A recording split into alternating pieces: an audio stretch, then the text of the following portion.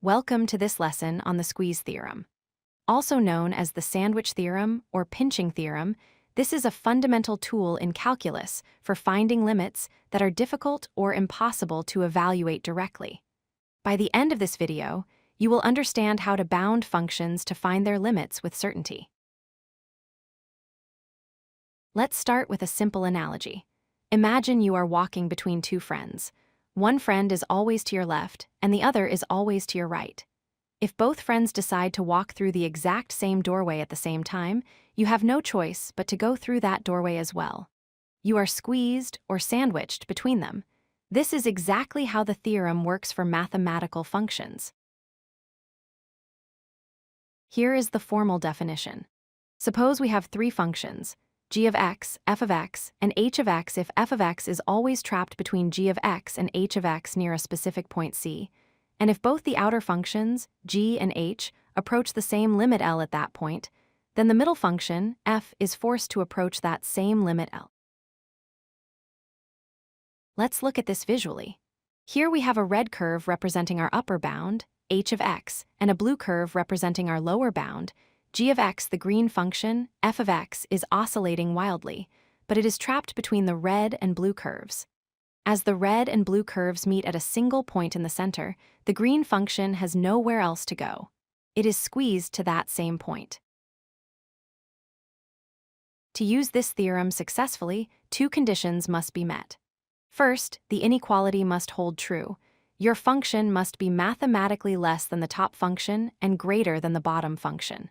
Second, and most importantly, the limits of the top and bottom functions must match exactly at the point of interest.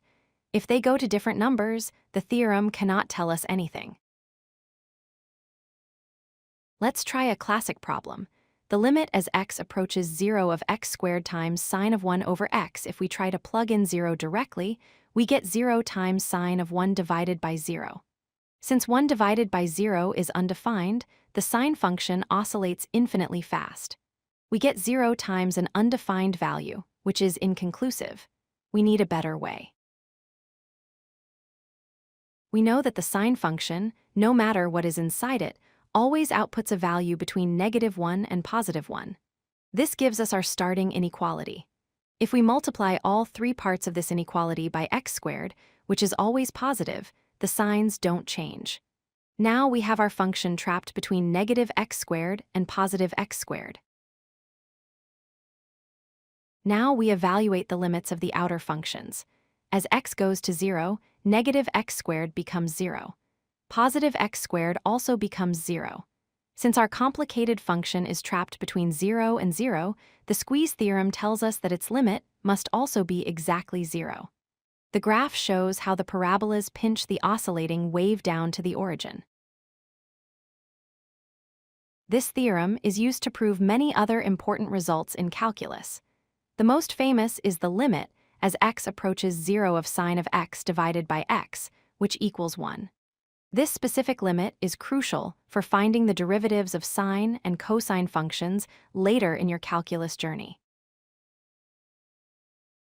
To wrap up, remember that the squeeze theorem is your go-to tool when direct substitution fails, especially with oscillating functions.